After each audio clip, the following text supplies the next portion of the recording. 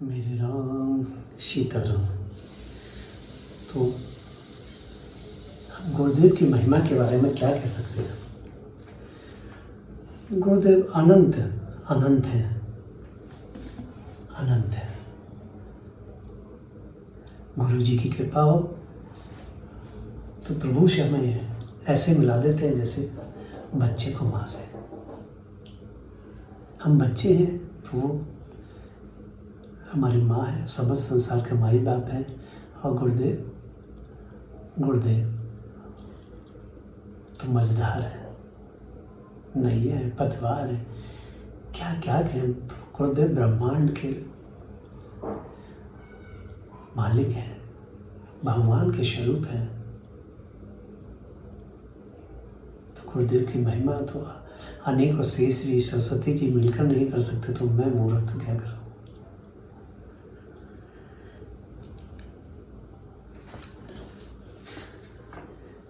तो हमने कहा था कि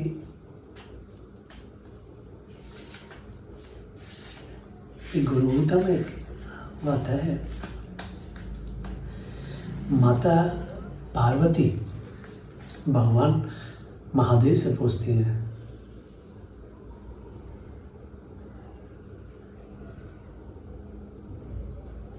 नमो देवे देव देवेश पाप जगद्गुरु सदाशिव महादेव गुरुदीक्षाम प्रदे में। देवी बोली, हे देवादिदेव, हे पाप जगद्गुरु, हे सदाशिव, हे महादेव, कृपा करके मुझे गुरुदीक्षा प्रदान कीजिए। केन मार्गणे भो स्वामी देहि ब्रह्मा ब्रह्मयो भवेत तम कृपाम करो मैं स्वामी नमामि चरणों तो। हे स्वामी, आप मुझे बताएं कि किस मार्ग से जीव ब्रह्म स्वरूप को प्राप्त करता है। हे स्वामी, आप मुझ पर कृपा करें, मैं आपके चरणों में प्रणाम करती हूँ। तो महादेव ईश्वरवाच मम रूपाशि देवित्वं तत्पीत्यं वदाम्यहं लोकोपकार है प्रश्नों ने केनापि कृत है पुरा। हे देवी, आप तो मेरा अपना स्वरूप हैं, आपका ये प्रश्न बड़ा ही लोकहितकारी है। ऐसा प्रश्न पहले कभी किसी ने नहीं पूछा। आपकी प्रीति के कारण इसके उत्तर को मैं अवश्य कहूँगा। दुर्बलम त्रिशूलोकेषु त्रिशूलं वदाम्यहं गुरुं विना न ब्रह्म नान्यत् सत्यम सत्यम वरानने। हे महादेवी, ये उत्तर भी तीनों लोकों में अत्यंत दुर्लभ है, परंतु इसे मैं कहूँगा आप सुने। गुरु से अलग ब्रह्म नहीं है, अतः गुरु ही ब्रह्म है। हे श्रेष्ठ मुखमंडल वाली, यह सत्य है, इसमें लेस मात्र भी संशय नहीं है। वेद शास्त्र पुराणानि इतिहासादिकानि च मंत्रयंत्रादि विद्यास्य स्मृतिरुचाटनादिकं सेव शाक्तागमनागमादिनि नन्यानि विविधानि च अपभ्रंशकराणि जीवनां भ्रांत चेतसां। वेद शास्त्र पुराण इतिहास स्मृति मंत्र यंत्र उच्चाटन आदि विद्याएं, शैव शाक्त आगम आदि विविध विद्याएं केवल जीव के चित्त को भ्रमित करने वाली सिद्धि होती हैं। यज्ञ व्रतम तपोदानम जपस्तीर्थम तदेव जय गुरु तत्व विज्ञाय मूढ़ास्ते चरते जना। यज्ञ व्रत तप दान जप और तीर्थ आदि सारी क्रियाओं को करने वाले लोग भी गुरु तत्व के बोध के अभाव में मूढ़ की तरह आचरण करते हैं। गुरु बुद्ध्यात्मनो नान्यत सत्यम सत्यम न संशय तल्लाभायम तुम प्रयत्नस्तु कर्तव्यो ही मनीषिवे। प्रबुद्ध आत्मा में शब्द गुरु एक ही है, भिन्न नहीं है। ये सत्य है, सत्य है, इसमें तनिक भी संशय नहीं है। इसलिए मननशील मनुष्यों को इसकी प्राप्ति हेतु ही सभी श्रेष्ठ कर्तव्य कर्म करना चाहिए। गौड़ विद्या जगन माया देहे चा ज्ञान गव समवा उद्यो यथ प्रकाशेन गुरु शब्द निकत्यते। माया से आवृत जगत और ज्ञान से उत्पन्न शरीर के लिए यह गूढ़ विद्या है, जिसके प्रकाशित होने से सत्य ज्ञान का उदय होता है। इसी तत्व को गुरु संज्ञा दी गई है। स पापा विशुद्धात्मनाम गुसे गुरु पाद सेवनात् देहि ब्रह्म भवेदस्मात् तत् प्रकृपार्थम वदामि ते। सतगुरु के चरणों की सेवा से साधक सारे पापों से मुक्त होकर विशुद्धात्मा को हो जाता है। भगवान शिव माता पार्वती से कहते हैं, यही नहीं देवी मैं तुम्हें कृपा पूर्वक बता रहा हूँ, देवधारी जीव ब्रह्मा को प्राप्त हो जाता है। गुरुपादाम्बुजं स्मतां जलं से सीधार्येत् सवतीत्वगागम्यं सम्प्राप्नोति फलं नरे। सदगुरु के चरणों का स्मरण करते हुए जल को सिर पर डालने से मनुष्य को सभी तीर्थों के स्नान का फल प्राप्त होता है। सोऽसिकं पापकंचे दीपनं ज्ञान तेजसां गुरुपादोदकं सम्यक संसारणतारकम्। श्री गुरु के चरणों का जल पाप रूपी कीचड़ को समाप्त करने वाला तथा ज्ञान और तेज रूपी दीपक के प्रकाश के द्वारा संसार रूपी सागर से पार कराने वाला है।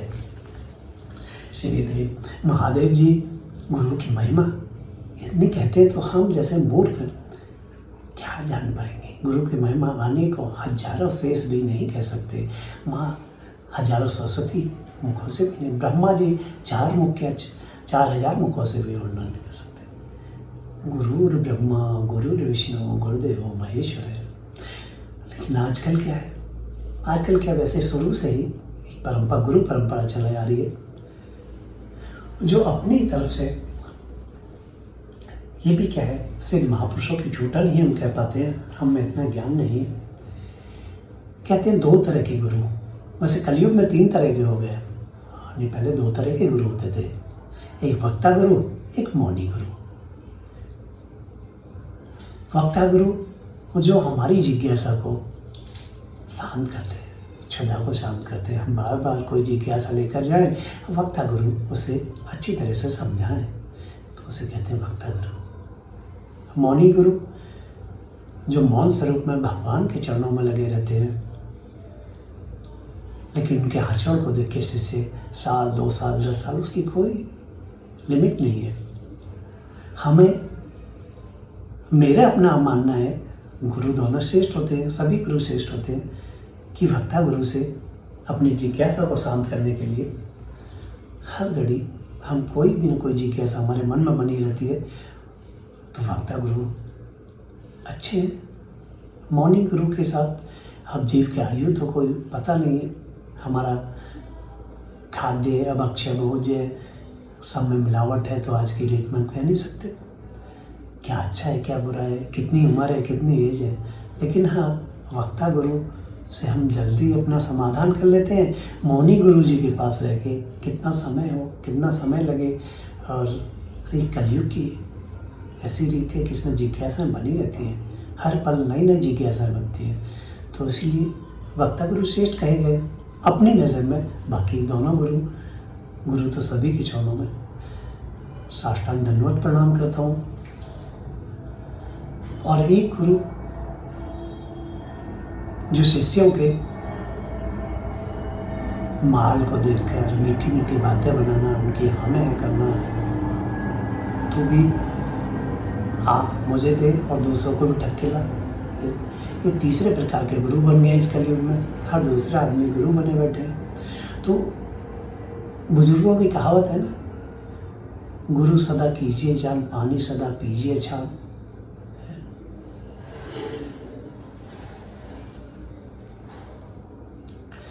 आजकल क्या है, ऐसे गुरु ऐसे चेला, नरम के ओरे ठेलम ठेला। तो ऐसा ना हो कि हम अनजाने में तत्वदर्शी गुरु को न पकड़ के किसी ऐसे गुरु को मीठी मीठी लच्छेदार बातों में फंस के गुरु के साथ साथ अपना भी, गुरु तो जा ही रहे हैं और अपने को भी ले जा रहे हैं। तो गुरु जी को जो आपके दिल को लगे कि मुझे परम तत्व परमात्मा मेरे प्रभु के चरणों में पहुंचा देंगे, उन गुरु के चरण पकड़ लो जैसे। और गुरु के चरण पकड़ने से परमात्मा स्वयं ही प्रकाशित हो जाएंगे।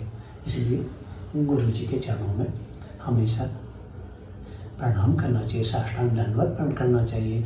अगर आप गुरु जी के पास नहीं हैं तो मन से, भाव से नित्य प्रति गुरु के चरणों में साष्टांग दंडवत करना चाहिए।